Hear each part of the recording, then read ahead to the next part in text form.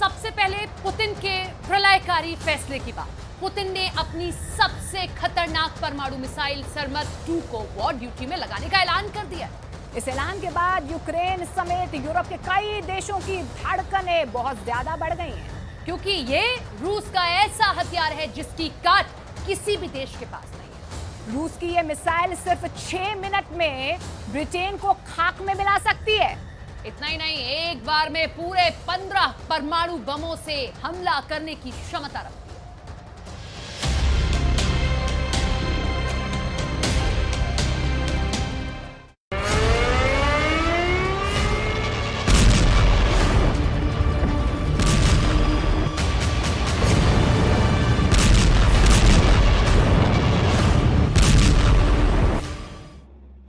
घंटे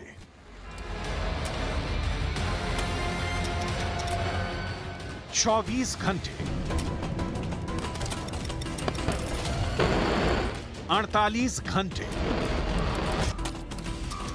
या फिर 72 घंटे के अंदर क्या बहुत बड़ा युद्ध होने वाला है?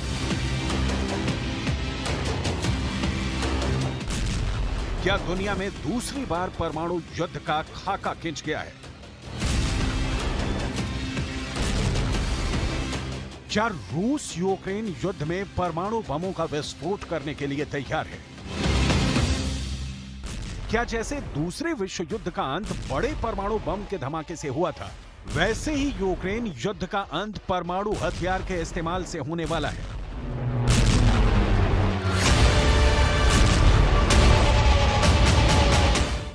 यूक्रेन युद्ध के इस पड़ाव पर पुतिन ने बहुत बड़ा फैसला किया है। पुतिन ने अपने सबसे बड़े हथियार को युद्ध में उतारने का फैसला कर लिया है। पुतिन ने अपने उस शैतान को वॉर ड्यूटी पर लगा दिया है जिससे अमेरिका खौफ खाता है। यह रूस का एक ऐसा परमाणु हथियार है जो एक ही हमले में ब्रिटेन को डुबा सकता है, क्योंकि रूस का दावा है कि यह ऐसा परमाणु हथियार है जिसकी लंबाई 116 फीट है, जो करीब 14 मंजिला टावर की ऊंचाई के बराबर है। ऐसे में इसका इस्तेमाल रूस ने यूक्रेन के खिलाफ कर दिया तो धरती से उसका नामो निशान मिट सकता है। दावा किया गया है कि पुतिन ने अपने सबसे खतरनाक परमाणु मिसाइल सरमत 2 को जल्द तैनात करने का ऐलान कर दिया, जिसके बाद यूक्रेन समेत यूरोप के कई देशों की धड़कनें बढ़ गईं।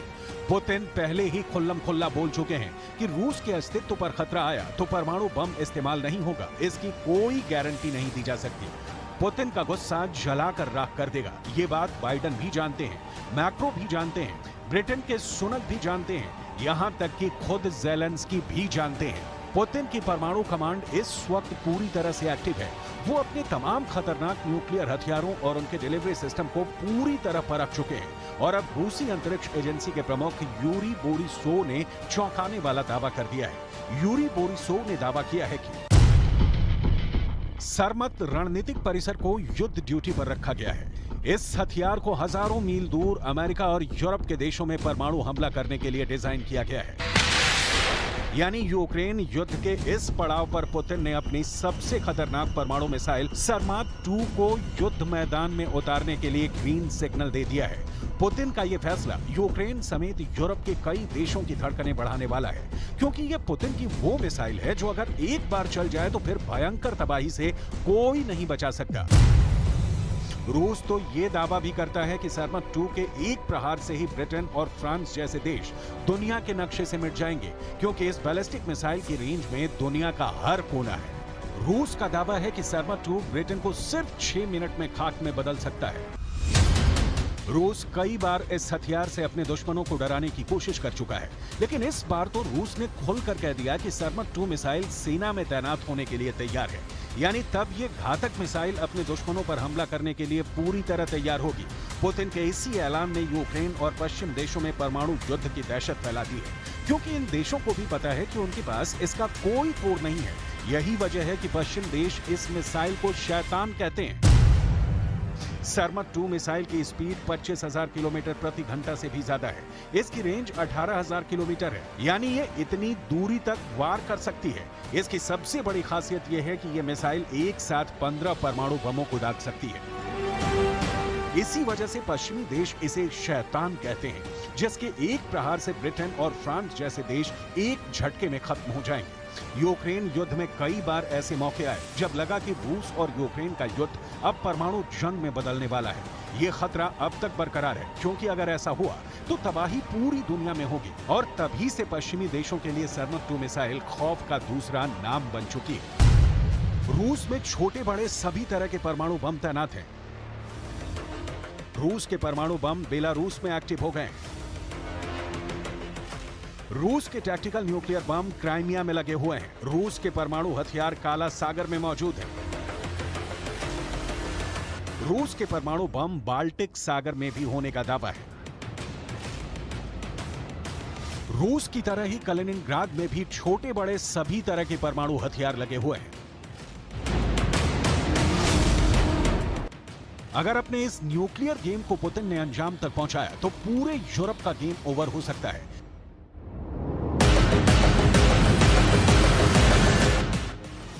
अगर ऐसा हुआ तो दुनिया ऐसा धमाका देखेगी, ऐसी तबाही की गवाह बनेगी, ऐसा खौफनाक मंजर पूरी पृथ्वी पर छा जाएगा जिसकी बराबरी हिरोशिमा और नागासाकी में हुए परमाणु धमाके मिलकर भी नहीं कर पाएंगे।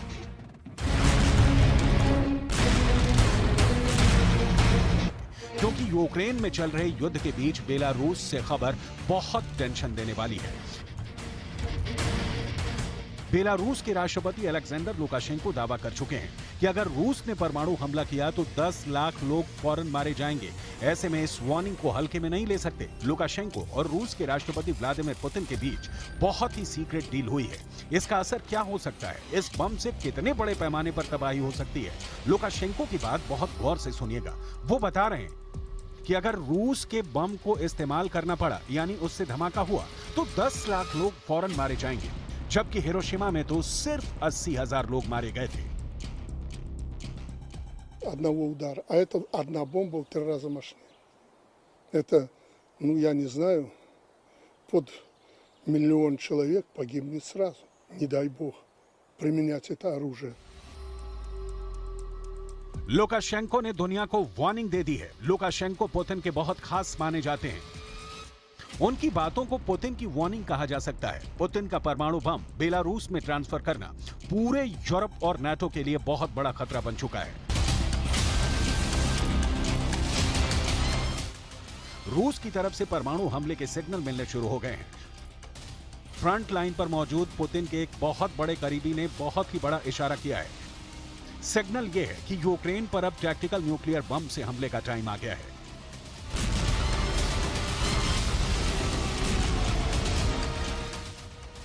रूस के पूर्व उप प्रधानमंत्री दिमित्री रोगोजिन ने बहुत बड़े खतरे की तरफ इशारा किया है। दिमित्री रोगोजिन का कहना है कि पुतिन के पास अब यूक्रेन में टैक्टिकल न्यूक्लियर हथियारों के इस्तेमाल करने के अलावा कोई विकल्प नहीं बचा है। Но в целом надо сказать, что в соответствии с нашей доктриной мы имеем полное право на применение тактического ядерного оружия, потому что как раз оно для этого и существует, этот великий уравнитель, для того момента, когда явное будет несоответствие в силах и средствах обычных вооружений в пользу противника. Поэтому наилучшим методом для того, чтобы разрушить его наступление, применить ТЯО. С понятными, конечно, последствиями, но другого варианта, мне кажется, на сегодняшний момент и нет. सेना की वर्दी पहने और हाथ में असॉल्ट AK-47 लिए दिमित्री रोगोजिन कोई आम शख्स नहीं है। ये रूस के उप प्रधानमंत्री रह चुके हैं, रूस के अंतरिक्ष एजेंसी के प्रभारी रह चुके हैं, पुतिन के काफी करीबी माने जाते हैं। पिछले साल दिमित्री रोगोजिन रूस के सरमत अंतर महाद्वीपीय बैलिस्टिक मिसाइल के परीक्षण टीम के इंचार्ज रह चुके हैं।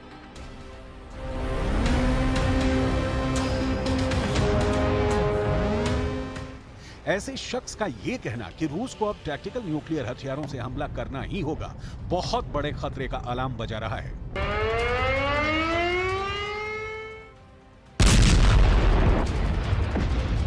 क्या होगा जब रूस की न्यूक्लियर फोर्स यूक्रेन पर टैक्टिकल न्यूक्लियर हथियारों से हमला बोल देगी? टैक्टिकल न्यूक्लियर बम से लैस रूस की परमाणु मिसाइल ठीक ऐसे ही धुआं उड़ाती, आसमान में आग लगाती, अपने लक्ष्य की ओर बढ़ चलेगी।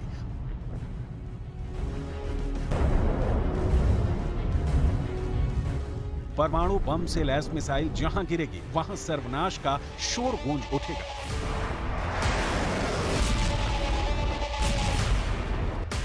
जहां विस्फोट होगा वहां तबाही का वैसा ही मंजर दिखेगा जैसा बरसों पहले जापान के हिरोशिमा और नागासाकी में देखा था।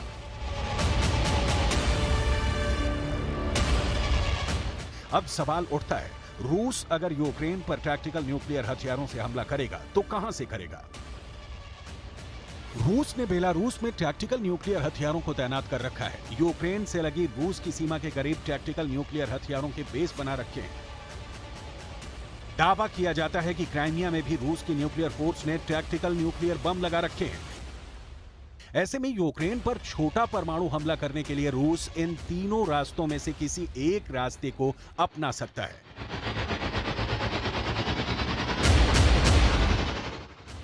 युद्ध की शुरुआत से ही रूस बार बार अपने परमाणु हथियारों की धमकी इसलिए दे रहा है क्योंकि वो दुनिया में परमाणु हथियारों का सबसे बड़ा मालिक है।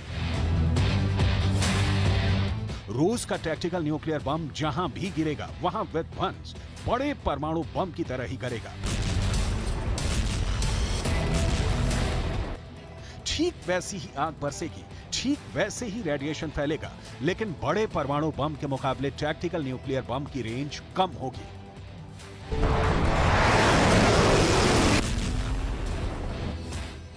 रूस के पास करीब 2000 टैक्टिकल न्यूक्लियर बम है। सबसे छोटे टैक्टिकल न्यूक्लियर बम की भी क्षमता 1 किलोटन या उससे भी ज्यादा है, जो 1000 टन विस्फोटक टीएनटी के बराबर तबाही लाएगा।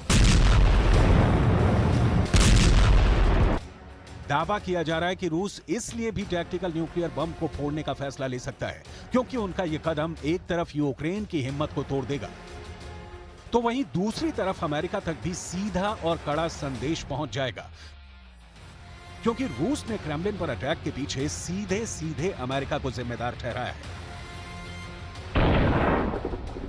Собственно, мы знаем, что зачастую даже сами цели определяет не Киев, а их определяют в Вашингтоне и потом доводят эти цели до Киева с тем, чтобы Киев исполнял. И не каждый раз Киеву дают и право в выборе средств. Это тоже зачастую диктуют из-за океана. Мы это хорошо знаем и отдаем себе в этом отчет. परमाणु हथियारों से युद्ध के लिए रूस की तैयारी कितनी पूरी है, इसे उसके नए मूवमेंट से समझ सकते हैं।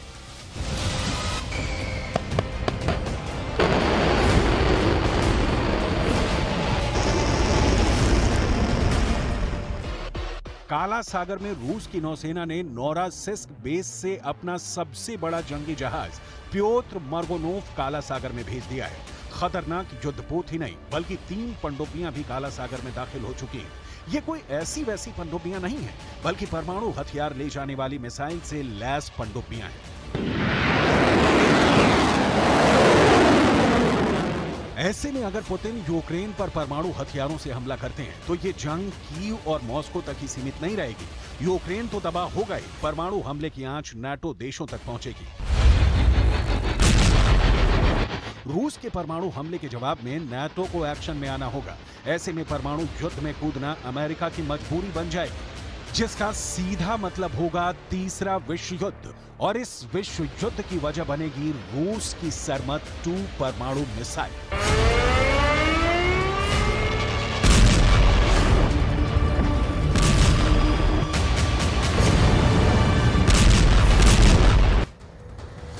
तो यूक्रेन और रूस का युद्ध चल रहा है और इस युद्ध में ईरान खुलकर रूस के पाले में आ गया है और इसका फायदा इजराइल की खुफिया एजेंसी मोसाद ने उठाया है। देखिए, मोसाद ने ईरान के मिसाइल प्रोजेक्ट को बड़ा झटका दिया, यानी कि मोसाद के एजेंट ने ही डबल गेम कर दिया है। मोसाद के एजेंट ने बड़ी चालाकी से अपनी पहचान छुपाकर इस सारी साजिश को अंजाम दिया।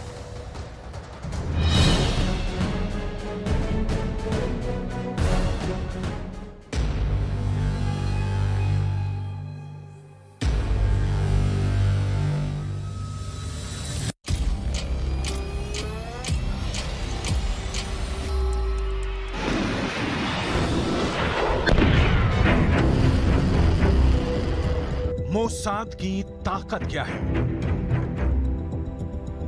इजरायल की इस खुफिया एजेंसी की दहशत दुश्मनों के खेमे में क्या होती है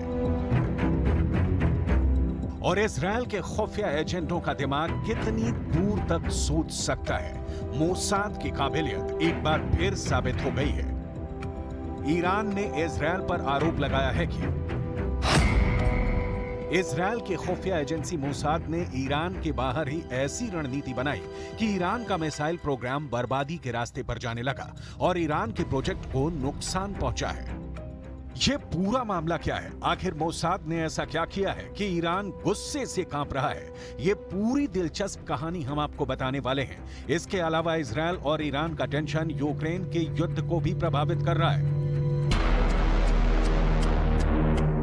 ईरान ने मोहाजिर 10 ड्रोन दुनिया को दिखा दिया है। इस ड्रोन से अमेरिका भी बेचैन है, यूक्रेन भी परेशान है और इजरायल के कैंप में भी टेंशन है। यानी सिर्फ एक ही ड्रोन से तीन मुल्कों को ईरान ने बेचैन कर दिया है।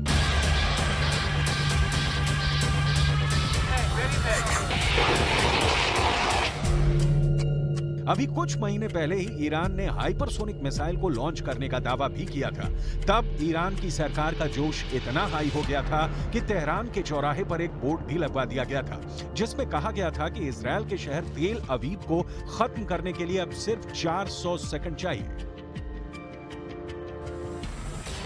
यानी आप जरा नोट कीजिए कि कैसे बीते 3 महीनों में ईरान की सरकार बड़ी डींगे मारने में बिजी थी, लेकिन अब अचानक ईरान की सरकार का बयान ईरान के सरकारी टीवी पर जारी हुआ है जिसमें यह कहा गया कि इजरायल की खुफिया एजेंसी मोसाद के एजेंटों ने ईरान के मिसाइल प्रोजेक्ट को नुकसान पहुंचाने के लिए विदेशों से ऐसा घटिया दर्जे का कनेक्टर मुहैया करवाया जिससे मिसाइल की क्वालिटी ही खराब हो सकती है और मिसाइल लॉन्च होने से पहले ही ब्लास्ट कर सकती है।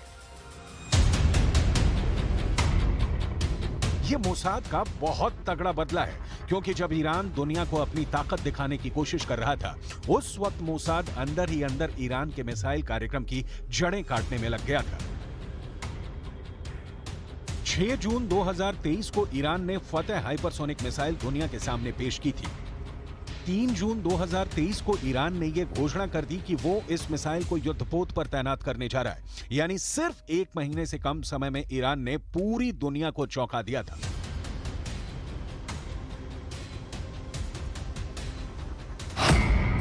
इस मिसाइल की रेंज 1400 किलोमीटर है और यह मैक 15 की गति से टारगेट को नष्ट करती है। मैक 15 का मतलब है कि यह सिर्फ 1 सेकंड के अंदर करीब 5 किलोमीटर की दूरी तय कर लेगी। इस हिसाब से ईरान इराक बॉर्डर से 1287 किलोमीटर दूर इजरायल तक पहुंचने में इस मिसाइल को मात्र 257 सेकंड लगेंगे। यानी यह मिसाइल सिर्फ 4.5 मिनट के अंदर इजरायल को हिट कर देगी और इसी को काउंटर करना ही इजरायल की सुरक्षा एजेंसियों के लिए एक बड़ा टारगेट भी था। आज से 2 महीने पहले जब यह खबर आई थी कि ईरान हाइपरसोनिक मिसाइल का परीक्षण कर रहा है, तभी पूरी दुनिया में मौजूद मोसाद के एजेंटों ने अपना काम शुरू कर दिया।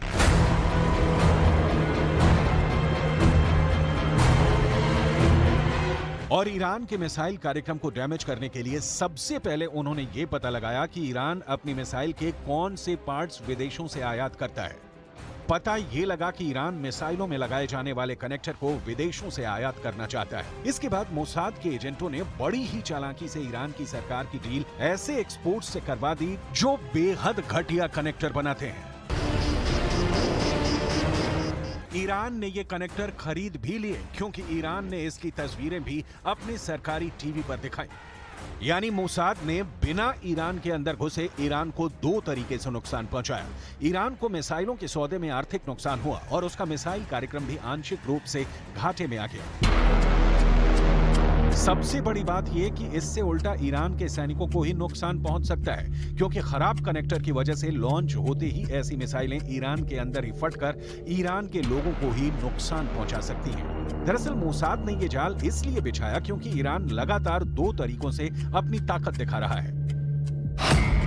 पहले तो ईरान के सप्लाई किए गए ड्रोन से यूक्रेन में तबाही मचा दी गई। इससे अमेरिका और यूक्रेन को झटका लगा। और दूसरी बड़ी बात यह भी है कि ईरान ने हाइपरसोनिक मिसाइल बनाने का दावा कर दिया। इससे इजरायल भी चौकन्ना हो गया। उस वक्त ईरान की सरकार दुनिया में अपनी ताकत को इस तरह पेश कर रही थी जैसे इजरायल की ताकत उसके सामने बौनी हो गई है और वो इजरायल के आयरन डोम एयर डिफेंस सिस्टम को भी मात देने के काबिल हो चुकी है। तब कैसे ईरान की तरफ से बयान जारी किए गए थे, जरा सुनिए एक बार। این سامانه دارای سرعت بسیار بسیار بالایی است و مانورپذیری در جو و بیرون جو رو داره. یعنی هم سامانه‌های پدافندی که در داخل جو دفاع می‌کنند و هم سامانه‌های فوق‌العاده گران قیمتی که در بیرون جو مقابله می‌کنند با موشک‌ها. این موشک جدید جمهوری اسلامی ایران از همه اونها عبور میکنه و فکر نمی‌کنم تا 10 سال بعدم उस वक्त इजरायल के रक्षा मंत्री योव गैलेंट ने ईरान के दावों को खारिज करते हुए कहा था कि मैंने सुना है कि हमारे दुश्मन उन हथियारों के बारे में शेखी बघार रहे हैं जो वो विकसित कर रहे हैं। हमारे पास ऐसे किसी भी विकसित हथियार के लिए और भी बेहतर जवाबी हथियार है, चाहे जमीन पर, हवा में या समुद्री क्षेत्र में। इजरायल जहां भी हमला करेगा बेहतरीन जवाब मिलेगा। यानी ईरान की ताकत को कंट्रोल करने के लिए अब इजरायल ने अपनी 10 गुनी ताकत लगा दी है और इसमें सबसे ज्यादा जोर मोसाद के ऑपरेशन पर लगा है। दूसरी तरफ ईरान भी मोसाद के इस वार का पलटवार करने में लगा हुआ है। ईरान ने एक ऐसा ड्रोन तैयार कर लिया है जिसकी तुलना अमेरिका के अत्याधुनिक ड्रोन से की जा रही है। ईरान ने एक नया गाइडेड ड्रोन बना लिया है। ये drone anti tank guided missile से भी लैस है। इस ड्रोन का नाम है मोहाजिर 10 और यही ड्रोन पूरी दुनिया को दिखाकर ईरान ने 2 देशों को बहुत ही खतरनाक चुनौती दे दी है। एक है अमेरिका और दूसरा है इजरायल। दोनों ही ईरान के कट्टर दुश्मन माने जाते हैं। मोहाजिर 10 को जब दुनिया के सामने लाया गया तो इसकी तुलना अमेरिका के MQ-9 ड्रोन से की जाने लगी। MQ-9 जिसे प्रेडेटर B ड्रोन भी कहा जाता है, ये वो ड्रोन है जिससे अमेरिका ने अफगानिस्तान और पश्चिम एशिया में अपने बड़े बड़े टारगेट को खत्म किया है। इसमें अल कायदा का चीफ अल जवाहिरी भी शामिल था। अब इसी ड्रोन की नकल बनाकर ईरान अमेरिका को चैलेंज कर रहा है। इसकी रेंज 2000 किलोमीटर तक है। ये 24 घंटे तक आसमान में मंडरा सकता है और सबसे बड़ी बात यह कि मोहाजिर 10 ड्रोन 300 किलो वजन तक की मिसाइल और बम को लेकर उड़ सकता है। ईरान का नया ड्रोन मोहाजिर 10 पुराने वर्जन के मोहाजिर 6 के मुकाबले काफी बेहतर है। ईरान और इजरायल की दूरी 1800 किलोमीटर है और ईरान का दावा है कि मोहाजिर 10 2000 किलोमीटर की रेंज तक हमला कर सकता है। यानी ये एक तरफा उड़ान भर सकता है और वहां एक कामिकाज़े ड्रोन की तरह हमला कर सकता है। इसी बात को लेकर अमेरिका और इजरायल घबराए हुए हैं।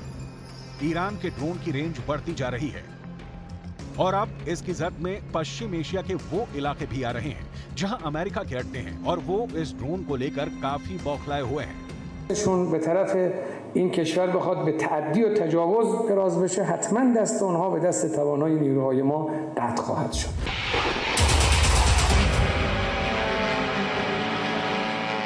کار ما رو به نحوی این کاری که در صنایع نظامی و دفاعی انجام شده قرار داده که امروز بسیاری از کشورهای منطقه و دنیا نگاهشون به ما کاملا عوض شد. دیروز به عنوان یک کشور مصرف کننده و محتاج نگاه دیگران، امروز به عنوان یک کشور تولید کننده و به عنوان یک کشوری که میتونه بالاترین سخنها رو در صنایع دفاعی و نظامی داشته.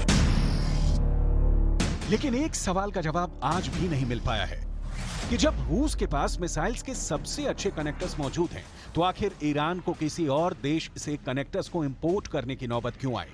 इसके बारे में कुछ एक्सपर्ट्स का यह कहना है कि रूस के हथियार गोदाम में मिसाइलों का अकाल पड़ रहा है क्योंकि युद्ध के 500 से ज्यादा दिन बीत चुके हैं और ऐसे में मिसाइलों को बनाने के लिए सबसे पहले रूस को ही कनेक्टर्स की जरूरत है और वो अब ये कनेक्टर्स किसी से भी एक्सपोर्ट नहीं करना चाहता है।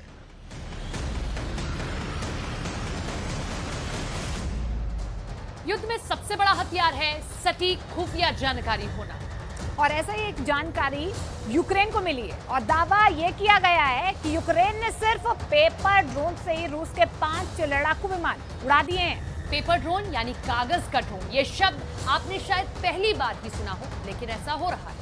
बिल्कुल ऐसा इसलिए हम कह रहे हैं कि इस पेपर ड्रोन ने जंग में बहुत जबरदस्त चोट दी है। कागज का ये ड्रोन ऐसा है कि कई बार बड़े वॉर एक्सपर्ट भी चकरा गए।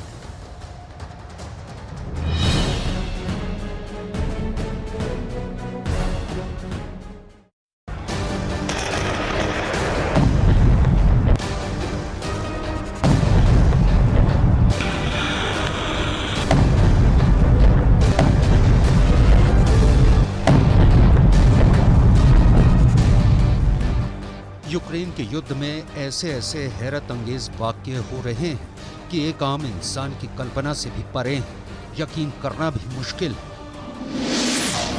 क्या लड़ाकू विमानों को कोई कागज का ड्रोन तबाह कर सकता है?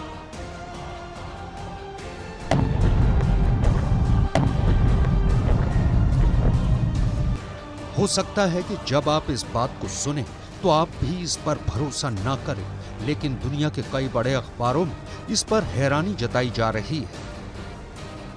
यूक्रेन की सेना की तरफ से इसके दावे किए जा रहे हैं। हमने इस पूरे मामले की तहकीकात की है, हमने पेपर ड्रोन क्या है इसको भी समझा है, और साथ ही ये भी पता लगाया है कि क्या पेपर ड्रोन को रूस का एयर डिफेंस नहीं पकड़ सका। एक एक करके पूरी बात आपको समझाएंगे, साथ ही लेकिन शुरुआत करेंगे रूस के पूर्व उपराष्ट्रपति दिमित्री मेदवेदेव के उस बयान से जिसमें उन्होंने सर्वनाश की भविष्यवाणी करते हुए कहा है कि रूस के दुश्मनों के लिए सर्वनाश का वक्त नजदीक आ गया है।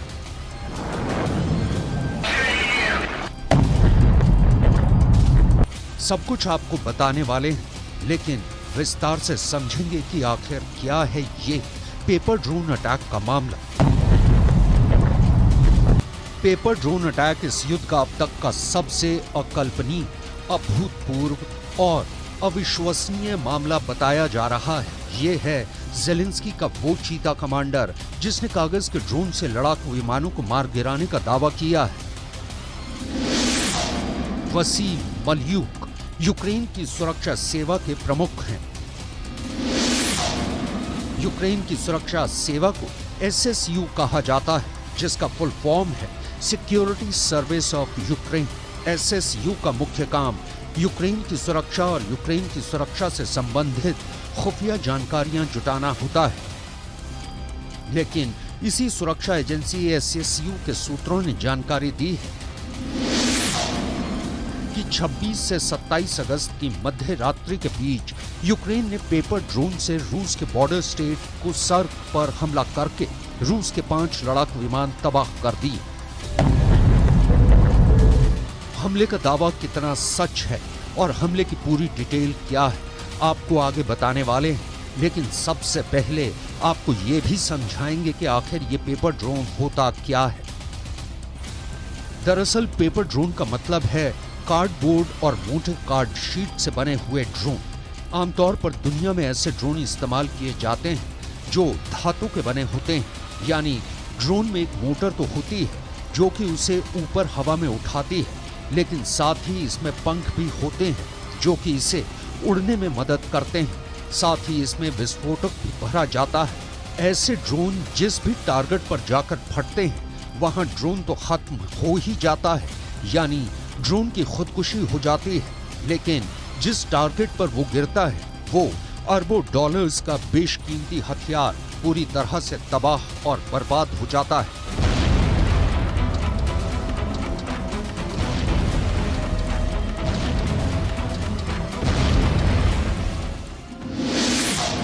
लेकिन यूक्रेन की सुरक्षा एजेंसी के सूत्र जो दावा कर रहे हैं उसके मुताबिक ऐसे कार्डबोर्ड के ड्रोन बनाए गए और फिर उस कार्डबोर्ड के ड्रोन में विस्फोटक लगा दिए गए और इन ड्रोन्स को रिमोट कंट्रोल के द्वारा संचालित किया गया और फिर उस जगह पर विस्फोट करवा दिया गया जहां पर रूस के 5 लड़ाकू विमान मौजूद थे। यह दावा कितना सही है इसकी पड़ताल भी हमने की है। सबसे पहले तो ये समझिए कि जिस कुर्स्क स्टेट पर हमले की बात कही जा रही है वो आखिर रूस में कहां मौजूद है। कुर्स्क स्टेट रूस और यूक्रेन की सीमा पर मौजूद है। कुर्स्क के जिस मिलिट्री बेस पर हमले का दावा यूक्रेन ने किया है वो यूक्रेन के बॉर्डर से 100 किलोमीटर के अंदर ही मौजूद है।